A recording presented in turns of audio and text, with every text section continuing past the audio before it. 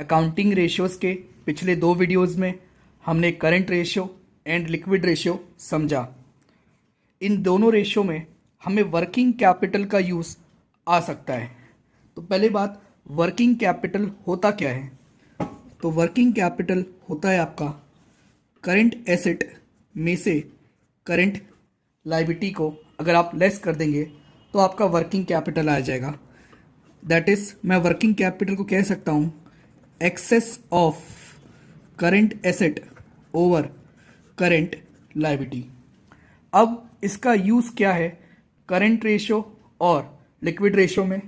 Like एक question है जहाँ पर आपको करंट एसेट 4 लाख गिवन है, वर्किंग कैपिटल 2.4 लाख गिवन है और आपसे कह रहा है कि आप करंट रेशियो कैलकुलेट करके बताइए। अब हमें पता है कि जो करंट रेशियो होता है वो होता है current asset upon current liability. क्या हमारे पास करंट एसेट अवेलेबल है? आंसर है यस, पर हमारे पास करंट लायबिलिटी अवेलेबल नहीं है।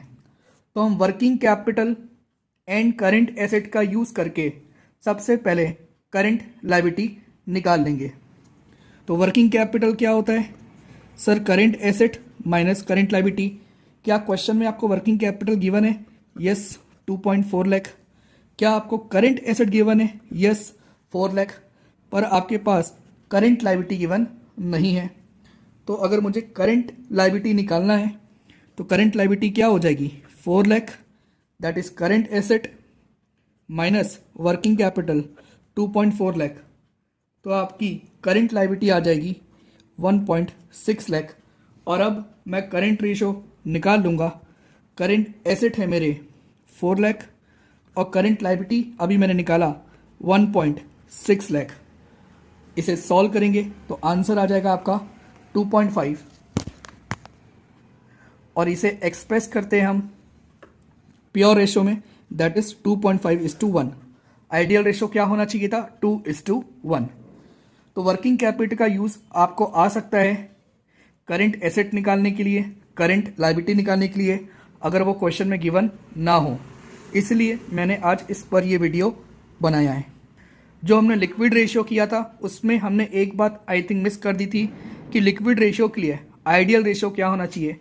तो लिक्विड रेशियो के लिए आइडियल रेशियो या स्टैंडर्ड रेशियो 1:1 होना चाहिए। तो उम्मीद है अब तक के अकाउंटिंग रेशियोज़ के तीनों वीडियो आपको समझ में आ गए होंगे। तो मिलते हैं अगली वीडियो में, तब तक के लिए bye, take care, all the best and thanks for watching.